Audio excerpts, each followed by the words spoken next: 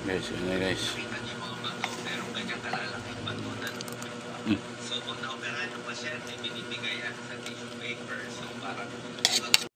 Ang sarap naman yan.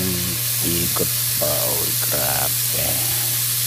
Daming tatalo sa ulam ko. Wow! Sarap! Yan mo guys, oh.